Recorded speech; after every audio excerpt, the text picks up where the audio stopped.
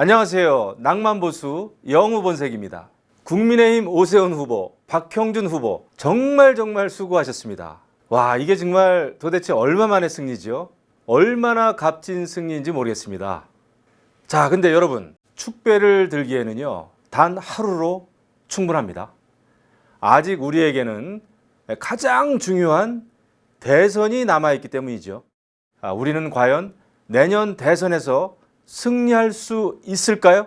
이번 재보궐선거 과정을 잘 살펴보면 그 안에 정답이 있어 보입니다.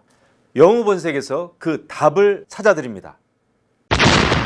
이번 서울시장 재보궐선거에서요, 오세훈 후보가 57.5%를 득표해서 박영선 후보를 18% 이상 차이로 압승을 거뒀어요. 25개 자치구 전 지역에서 오세훈 후보가 승리했습니다. 부산시에서는요, 박형준 후보가요 62.67%를 기록해서 김영춘 후보를 무려 28% 이상 큰 차이로 이겼습니다. 아주 시원합니다. 그런데요, 이번 승리가 내년 대선 승리로도 이어질 수 있을까요? 이 정치에서의 11개월은 정말 강산이 3번 변할 만큼 아주 긴 시간이에요.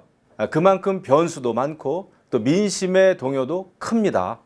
내년 대선을 승리하기 위해서 앞으로 국민의힘이 심혈을 기울여서 건너야 할 강들이 있습니다. 제가 보기에는요, 아주 큰 강 4개가 있어요.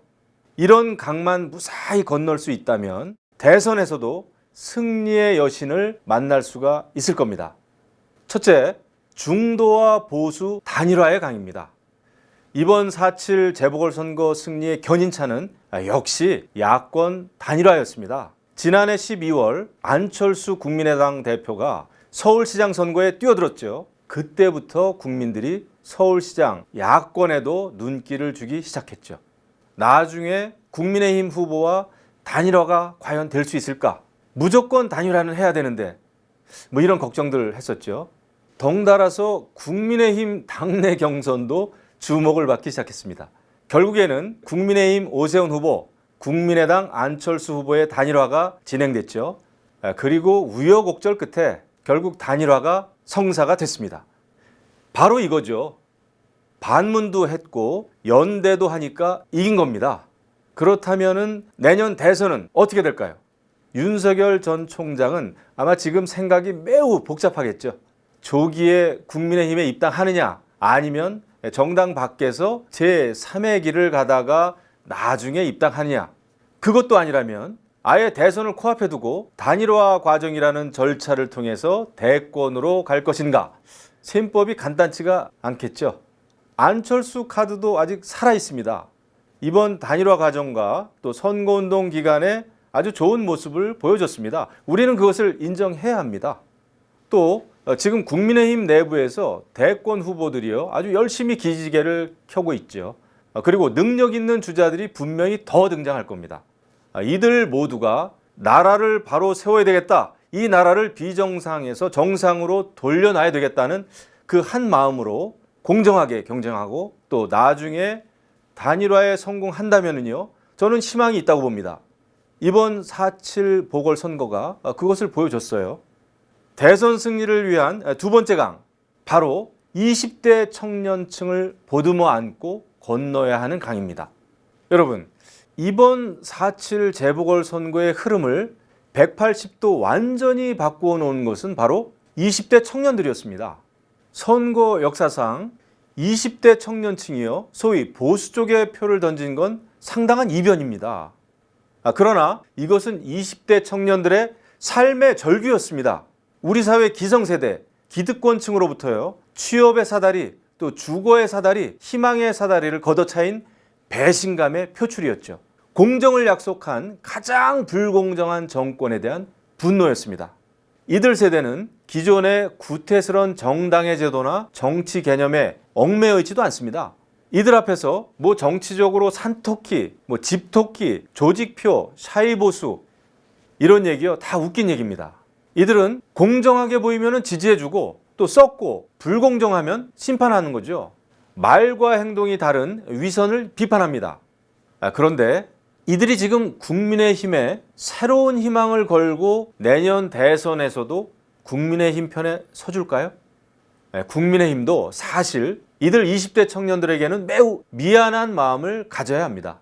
이들에게 뭐 이런저런 수당을 손에 쥐어주는 문정권에 대해서 포퓰리즘이라는 비판은 많이 해왔죠. 하지만 국민의힘이 이들 청년 세대의 일자리, 또 주거 문제, 혼인 문제 등에 대해서 이렇다 할 청사진을 보여준 적이 있나요? 국민의힘은 이제 진정으로 청년들의 삶의 문제에 뛰어들어야 합니다. 그들을 그냥 가르치고 또 그들 앞에서 경험 자랑만 늘어놓지 말고요. 내일에 대한 희망을 갖도록 우리가 가진 거, 기득권을 좀 내려놔야 합니다. 20대 청년들은 단순히 시혜의 대상이 아니라 중요한 역할을 감당해야 할 주인들입니다. 이들이 이제 새로운 세상을 만들어 가고 있습니다. 대선 승리를 위해 건너야 하는 세 번째 강, 바로 문재인 정권의 홍위병 역할을 하는 강고한 지지 기반이죠. 서울시 의회는요, 지금 109명 가운데 101명이 민주당 소속입니다. 오세훈 시장은 이들을 상대해야 합니다.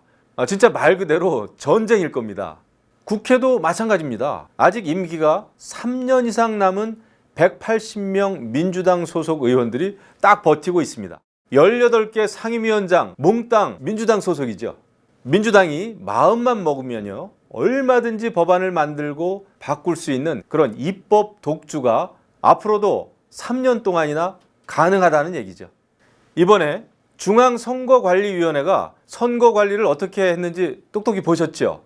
아니, 선거 당일 모든 투표소에 오세훈 후보 배우자에 대한 납세 관련 공고문까지 붙였습니다. 아니, 무슨 선거 관리를 그따위로 하죠? 내년 대선, 글쎄요, 선관위를 신뢰할 수 있을까요? 정말 걱정입니다.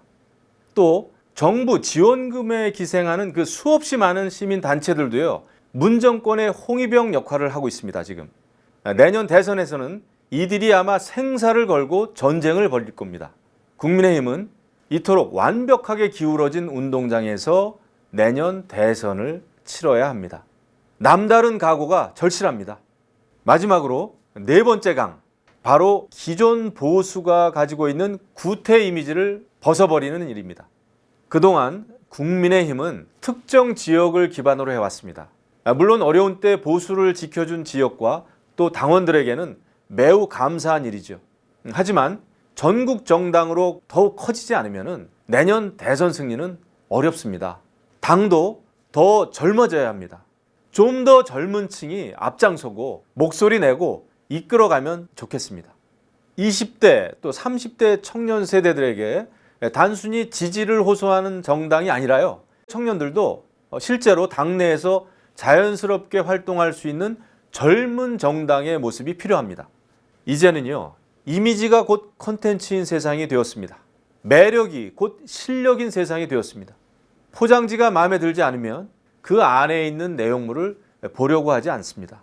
젊은 세대, 그리고 당원이 아닌 보통의 시민이 다가가고 또 흥미를 느끼고 함께 호흡할 수 있는 매력 있는 정당의 모습이 필요합니다. 문재인 정권은 오만했습니다. 잘못한 것보다도 국민을 더 화나게 한 것은 그 잘못을 인정하지 않는 태도였습니다. 나쁜 것보다도 더 국민이 실망한 것은 착한 척하는 위선이었습니다. 그래서 이번 선거에서 졌습니다. 하지만요, 야당도 마찬가지입니다. 금방 오만해질 수 있습니다. 승리에 취할 수도 있고요. 그래서 우리는 정신을 바짝 차려야 합니다. 우리는 아직도 해야 할 일이 너무나 많습니다. 넘어야 할 산이 너무 높고요, 건너야 할 강이 깊습니다. 조용한 강물은 유능한 뱃사공을 만들 수 없다고 합니다. 우리 앞에 펼쳐져 있는 강물이요, 아무리 깊고 또 거셀지라도 늘 새로운 각오로 강물을 건너고 또 건너서 대한민국을 바로 세웁시다. 낭만보수 영우본색이었습니다.